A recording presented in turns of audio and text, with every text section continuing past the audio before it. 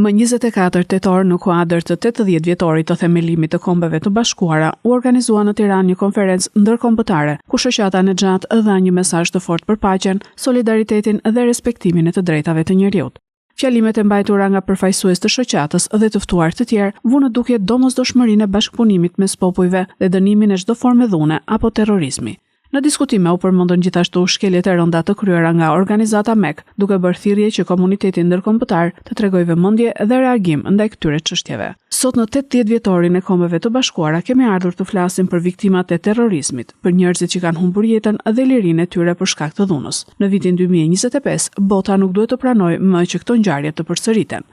Kjo konferencë është një kujtesë se paqja dhe bashkëjetesa janë vlera që duhet t'i mbrojmë çdo ditë. Shqipëria ka dhënë një shembull të mirë duke strehuar njerëz që kanë ikur nga dhuna dhe padrejtësia. Është detyra jonë t'i ndihmojmë ata të integrohen dhe të jetojnë me dinjitet. Në këtë 80 vjetor të OKB-s, duhet të kujtojmë gjithashtu se terrorizmi dhe manipulimi politik, siç ka ndodhur me organizatën MEK, kanë shkatërruar shumë familje. Ne duhet të qëndrojmë kundër çdo lloji abuzimi dhe të kërkojmë drejtësi për viktimat.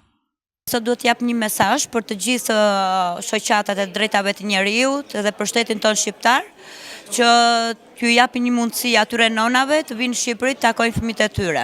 Jemi mbledhur sot për të kremtuar në fakt 80 vjetorin e organizatës së Kombeve të Bashkuara në një aktivitet posaçëm të krijuar nga shoqata e shqiptare Shpëtimi shoqata Nexhat, me të ftuar dhe pjesëmarrës të kategorive të ndryshme, punojës së shtetit apo edhe persona të tjerë që na kanë mbështetur gjithnjë në aktivitetet tona.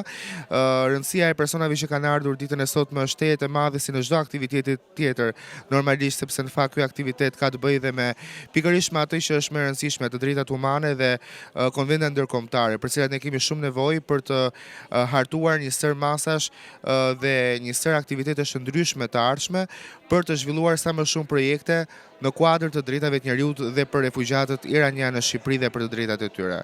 Konferenca u vlerësua si një hap i rëndësishëm drejt forcimit të dialogut dhe ndërgjegjësimit humanitar në Shqipëri.